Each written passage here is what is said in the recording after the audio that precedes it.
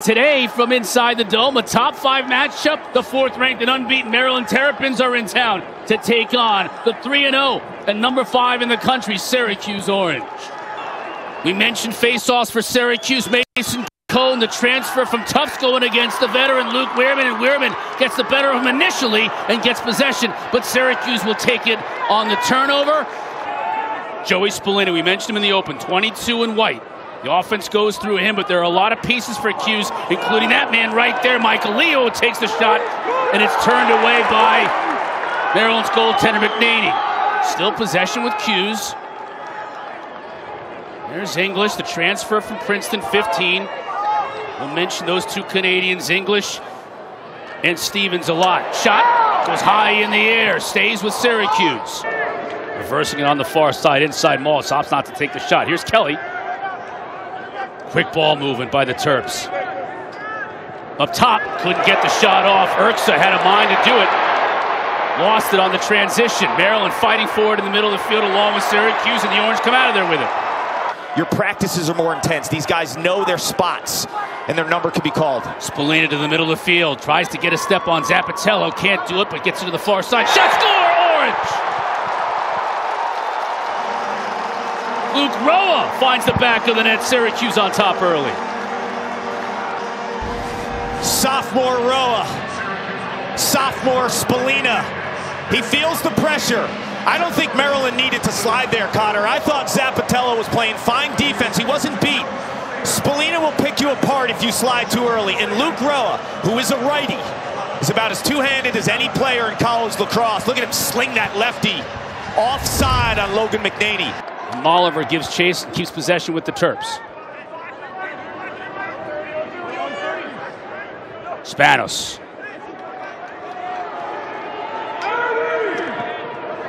Double team comes. Someone's going to be open on the far side, and that's who it is. Shot! Mark goes down and makes the save. So both goaltenders making fantastic saves early. You ready for a goalie battle? See 2 LSMs today, primarily for Maryland. Jack McDonald, Nick Alviti.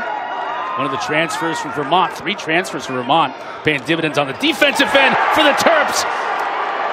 Flags come all over the place, but it's Urksa who buries it, tying things up at 1 apiece. The question here, Cotter, does he land in the goal mouth or does he get pushed in the goal mouth? Great usage of the pick. There's some backside pressure there by Riley Figueres. That is a speed dodge by Urksa. Coaches cannot throw the challenge flag. All of those will be reviewed at the official's discretion. At any rate, it's a good goal from Urksa. And Syracuse is going to get a chance here. Goal, man, down! Right off the face-off. Mason Cohn has been an equalizer for Syracuse after 3 games. What was a weakness a year ago at the face-off X has been a strength with the Tufts transfer. Oliver decided not to fire it. Urksa will let it go. No, a nice pass inside, and Maryland buries it.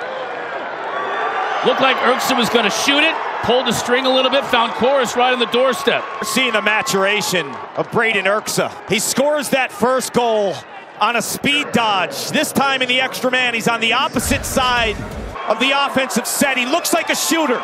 He fools that Syracuse man-down defense thinking press, all eyes on Urksa. As the shooter, he becomes the passer. Chorus delivers. Now Brennan behind the cage.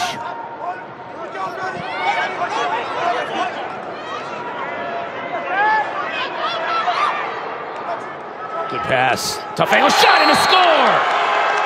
Daniel Maltz, you mentioned him inside earlier. What a beautiful shot coming back from X. There's 2 things about Maltz you have to worry about. His inside game, scoring as a crease finisher. He gets behind at X and then he floats and he uses that offensive awareness to see the space upfield. He lulls the defender to sleep. A lot of times teams will short stick Maltz, and that's how he makes them pay.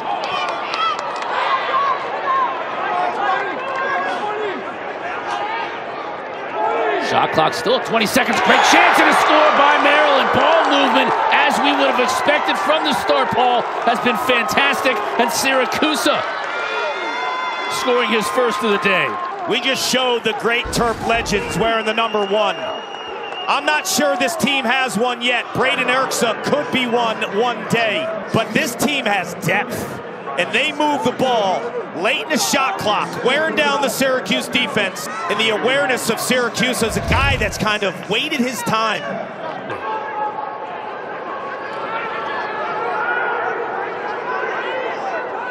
Thompson. McNaney sees it. We go the other way with McDonald. Best case scenario for Maryland. All even strength here, so that 2-minute non-releasable call doesn't come back to bite Murphy. And Maryland, and he buries it. Well, if at first you don't succeed, that first shot went high. That one didn't. And they keep the possession from that power play man-up opportunity. Murphy with a sweet roll. You know what I love about this roll?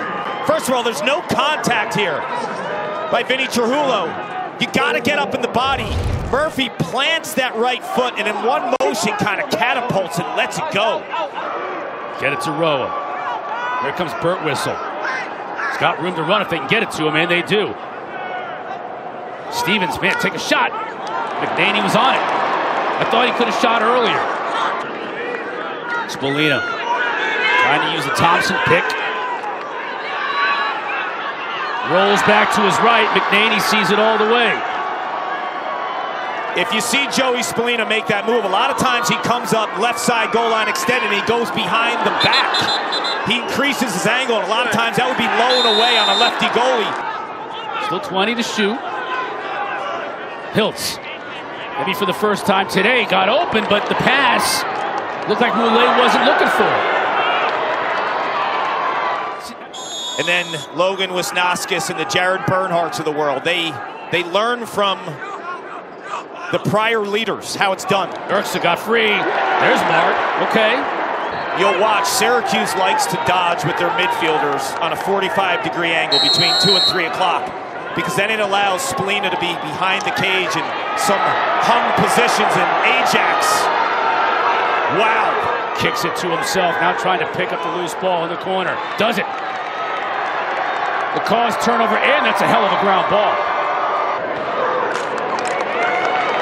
Roulet just gets crunched. They're timing their slides, their support defense, the way that they're getting through their picks. This defense has been dialed. McNaney's been dialed. Denies Roa. Now on 20 minutes without a goal.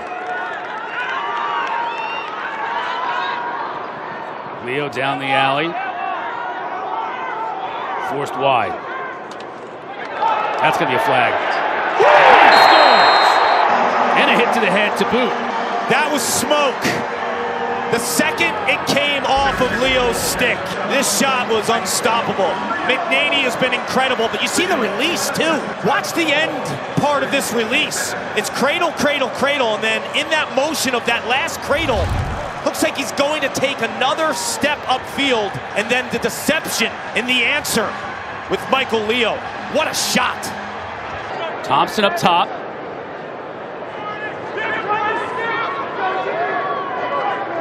It's 40 in white. It's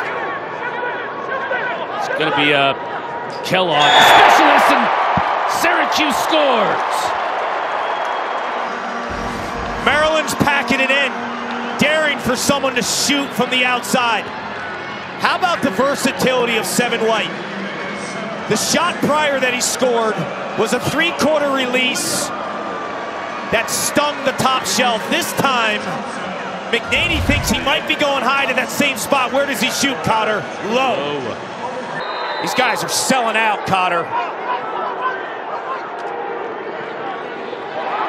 Erksa loses footing. Erksa's losing his footing on these quick change of directions. I think he needs a speed dodge. Good look. Oliver is saved by Mark. And in the crease. Great pass, but Mark was up to the task. Only 10 to shoot for Spolina's. Got to recognize it. Good look inside. Thompson, McNaney make the save. Goes back to his right. Now to Oliver behind the cage. He's got his defender hung. Looking for a cutter. Finds one in front. Scores! Erksa.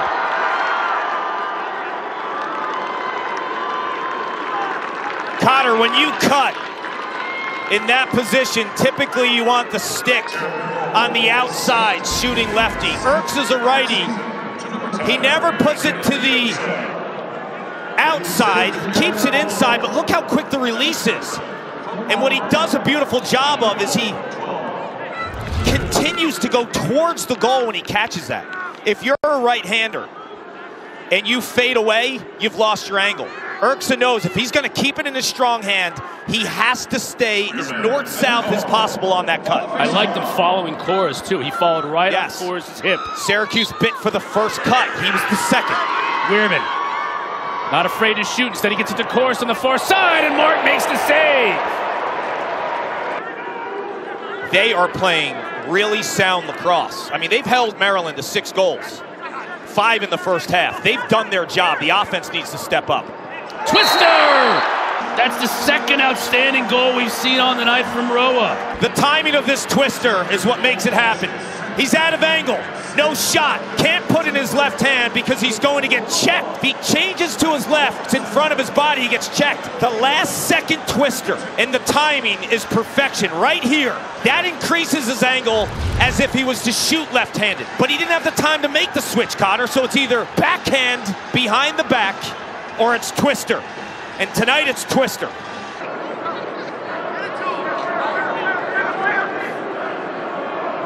English, the transfer from Princeton. Got it back to Finn Thompson. Swim's got his right hand free. McNaney saw it all the way. Whittier had a brief moment where he was open. It was shut down. Here's Brennan. Working on Rice to Shorty. Back to his left. Nothing doing. That pass goes awry, and Mark covers up.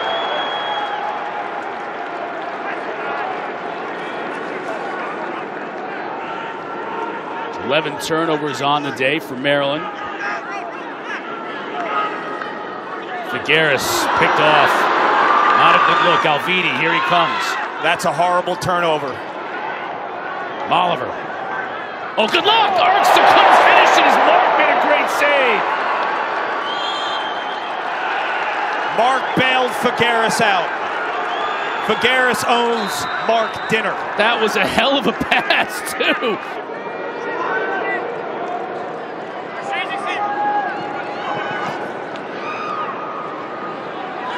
Roa. Back to his left. He shoots wide. That race was won by Stevens. McNaney's got to hustle back in net. Spallina tracks it down.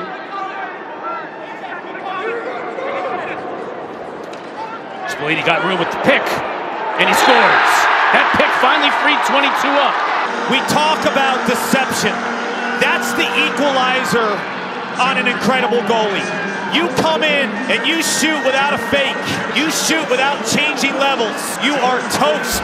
Spallina knows that. He has ice in his veins. The pick is set perfectly. There's no switch. It looked like Zappatello originally thought he could get through the pick. So the communication breakdown happens. The way that Zapp came off that pick showed me that he wanted not to switch. He wanted to keep the matchup, to get through the pick. And Spallina knows you come around goal line extended, you take those extra steps. You make those extra fakes. As Erksa has the defender hung up. Spanos took the hit, absorbed the contact, back up top. Here's Molliver.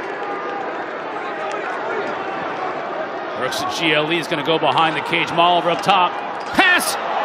Wow! Oh my goodness, the save by Mark. Again, another great pass by Molliver, and it ends up being no goal because Mark has been sensational. Spallina and Ajax again. Thompson setting the pit, but Ajax rolls over the top of it. Spallina got a shot off, and Thompson was almost there for the rebound. Now we're going to call. We're going to get a loose ball push. That was incredible how he got that shot off. Zappatello was draped all over him with his offhand, one-handed, lets that go. Now he lowers his shoulder. Slide comes out, leaves English open up top. Makes one man miss, makes another man miss, and scores! That's the goal of the day so far.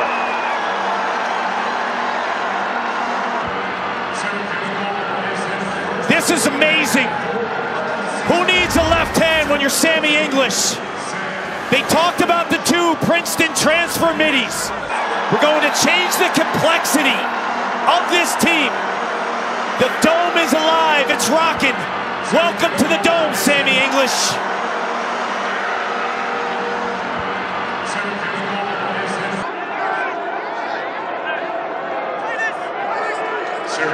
Full strength. Still, Maryland's able to get a shot off, and Mark is there to deny Kelly. But they get a fresh 60. Erksa's got the shorty on him.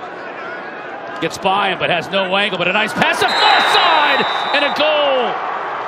Jack Corus gets the better of Will Mark. I talked about the pros and cons of having an entire man-down defense fresh. 5 new faces. It cost them there. Corus is so smart, and he backdoors Jordan Beck, who's ball watching. So Jordan Beck's in for a guy like Billy Dwan III, who when you put him in a 6-on-6 set, because that's what you fear when you have 5 fresh guys. When the penalty's over, it's not so much the penalty, Cotter. It's after the penalty when you go 6-on-6. Your best defenders aren't necessarily out there. First time we've seen 44 tonight, I think, in black. Back to Stovall. Whittier. Back to his left, now up top. Send it on the other way, Erksa. Mark makes the save.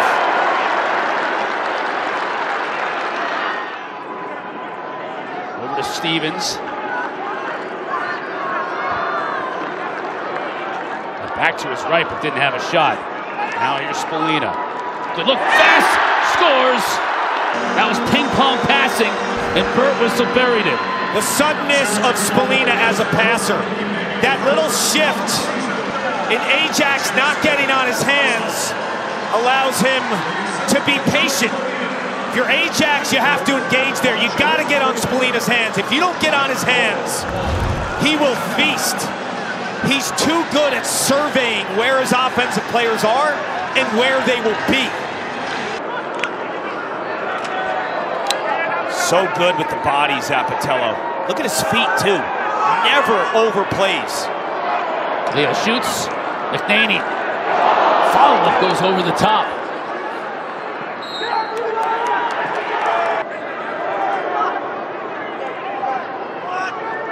Syracuse inverted, 38 in black.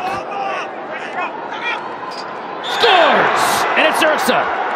That is a breakdown by the Syracuse defense. When the ball went out of bounds, when Erksa first shot and missed, they needed to switch and find that matchup with Figueres on Erksa. They never switched back. Erksa has a short stick on him and a freshman in Jake Spallina, who's got the upside, but he shouldn't be defending Maryland's top option, who is an attacker.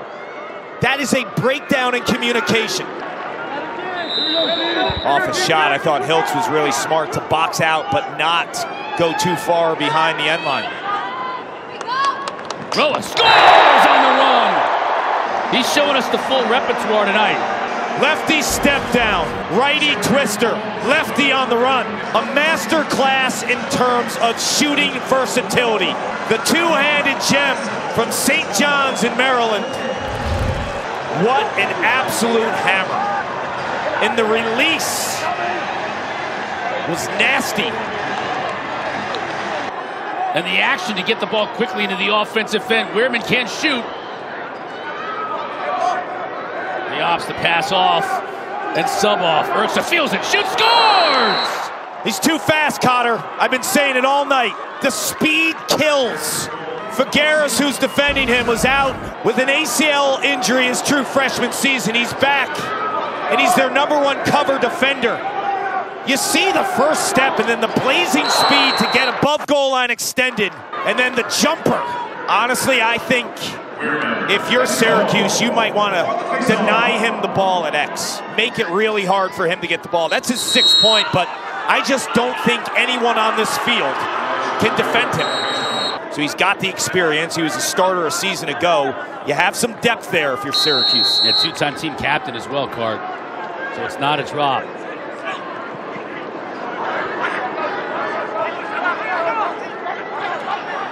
Urza, that's a beautiful job by Figueres. And Rice comes out of there with it.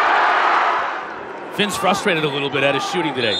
It's 2 for 13 coming in to tonight. And he's been automatic in his career. So as a shooter, you start thinking too much. Leo scores! Gary Gait told us earlier this year, watch out for Leo. And Gait, he throws around compliments like he throws around manhole covers, right? He said Leo is going to have a big year, and he's having a huge game today. His classmate who came in as the #1 rated recruit defensively, Riley Figueres, had a matchup with his hands full. He won that version. In Michael Leo and Luke Roa, 2 sophomore midfielders, when the close defense of Maryland's been so stingy, they both have hat tricks. So crafty, Leo, and he is confident. When he has the rock, you saw him throwing BTBs and going underneath his defender. Celebrations after he scores. He wants the rock. The moment isn't too big. And remember, you have the 2 violations from Weirman that carry over. So how quick is he to time a whistle? Because if he doesn't time it correctly, this team goes extra man on a power play. Roa shoots, and he scores! From our vantage point, I'm watching Luke Roa go down the alley. I'm thinking he goes low and away on a lefty goalie to that far pipe. Logan doesn't know how that squeaks by. You're not on the hands of a shooter like that. You have to engage. We saw too many opportunities for these midfielders to have their hands free and rip. And I'll say it again, the versatility of Luke Roa. 2 lefty goals, 2 righty goals. Lefty on the run, righty on the run. Righty twister. And he's having the game of his life tonight. Cone wins an initiative but loses his footing. Corus scores! What a turn of events! Corus picks up the ground ball from the wing and takes it all the way to the house. It didn't look like Mark stepped to the ball here. Corus is on the wing. They don't pick him up. There was no pop or step from Mark. Maybe he thought he was going high there.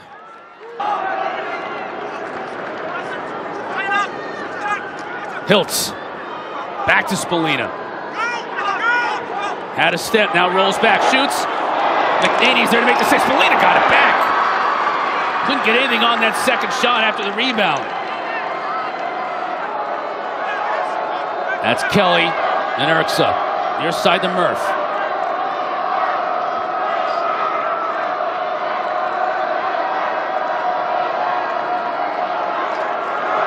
Inside, beautiful movement, and Maltz buries it.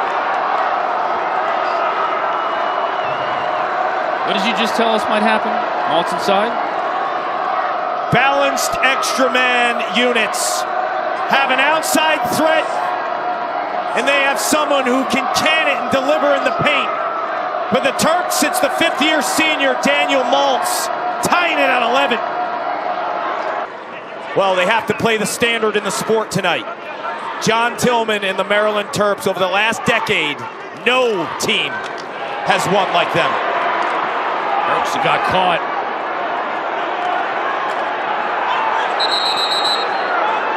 Oh, and then a hit late. Well, Syracuse is lucky they didn't get a call after the whistle there. Short stick Sharkey on him. Bird whistle back to Roa. 3 to shoot, got to get it done. Can't get it through McNaney. Spanos can't get free. Slide comes. Syracuse shoots off the pipe. Ooh. A lot of heat on that shot. Yeah, that hit the pipe. That's a fresh 60.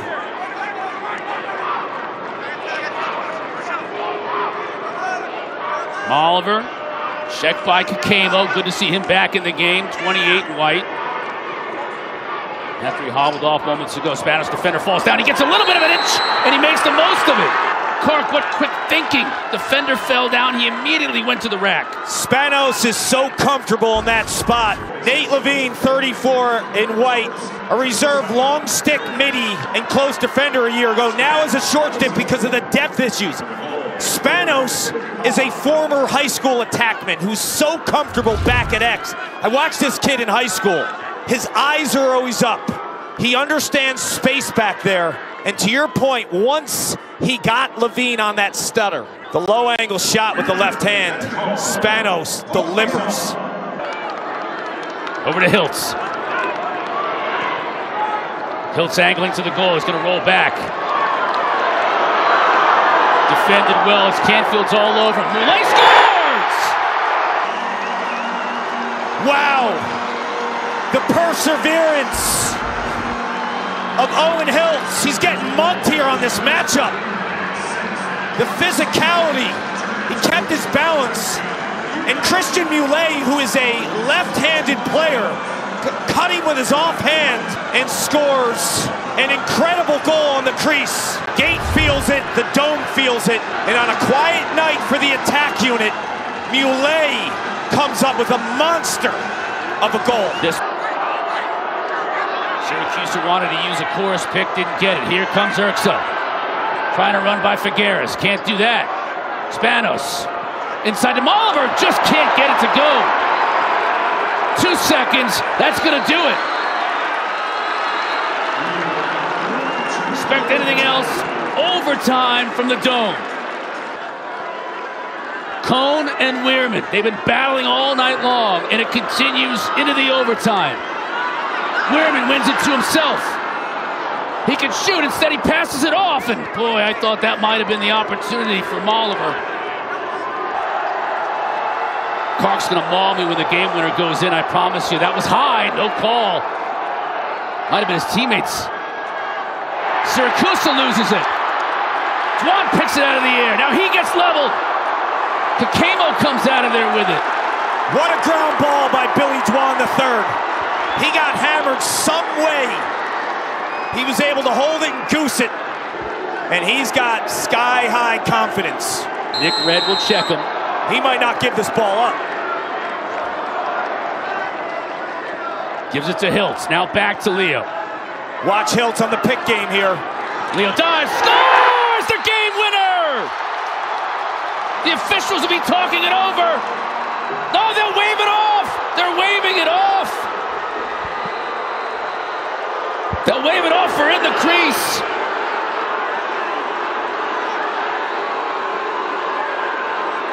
There's a helmet on the field too. Chaos, if you will. The officials are going to take a look at that. They're going to review it, obviously. And they see what we see. And they see all right, here we go. What you will see at home. Back to the goal. This is what's being reviewed. Does he step in the crease prior? No. Does he land in the goal mouth? The answer is yes, but is he pushed in the goal mouth? There's a lot to chew on here. You can land in the goal mouth as a result of defensive pressure. And keep in mind, it was waved off on the field, so it has to be enough to make them overturn it. He does not step in the crease prior to the ball crossing the goal plate. That is clear. He is in the goal mouth, but is he pushed in the goal mouth? The officials got together right away on it, and to their credit, they did make a pretty quick call on it. After review, no goal. We're going to set the clock at 1:13 and 80 seconds. The crowd here, obviously, very pro-Syracuse, can't believe it. They're letting the officials know. I just think it's the right call. It's there. It's been there for the last few seasons to protect goalies. And the call goes against Syracuse. Now, what do? Disappointment, but you got to fight back and play on the defensive end. A minute left to go in the OT. Shot, score the game winner!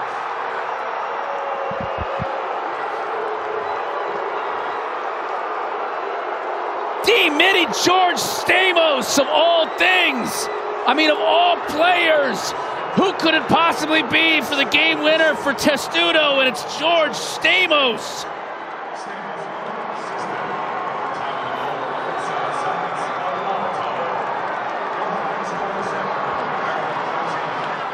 I'm shocked Stamos is on the field and he didn't come off through the box. But but there was a breakdown. You said they got to play. There's nothing else you can do other than get in the hole, match up. Syracuse looks a little discombobulated after the call. They don't have the personnel in the hole. You need to play defense from inside out. Those defenders were trailing Stamos. Corning boy from upstate New York comes to the Dome. And the hero is an unlikely Stamos. The redshirt freshman from Alexandria, Virginia. The 15 for Life Foundation, created less than 3 years ago in honor of Syracuse All-American and national champion Rod Kadovitz's life and legacy. Today's game is about promoting the importance of mental health in our community. And Paul, I know you were friends with Kadovitz since you were children and teammates here at Syracuse. Yeah, Cotter, I applaud the Kadovitz family for keeping Rob's legacy alive with the 15 for Life Foundation. And thank you to both the men's and women's programs today, recognizing the importance of normalizing conversations around mental health. Rob was there for me when I picked up my first lacrosse stick when we were little boys in Yorktown. Through high school and college, we were roommates, national champions, captains together at Syracuse, shared so many incredible moments. And he was an amazing player at Syracuse, but a better best friend. He was one of the nicest, most gentle people you'll ever know, and he never made it about himself, and he balanced me out. Till the day he died, I never knew he was struggling with mental health issues, and he took his own life. Is gone for almost 3 years. I can't believe it. Leaving behind a beautiful wife, Marion, and boys Landry and Luke. And my message to everyone today is pretty simple. Be vulnerable. Show your imperfections and reach out. What may be perceived as a weakness in terms of asking for help, it's actually admirable and is a strength in itself.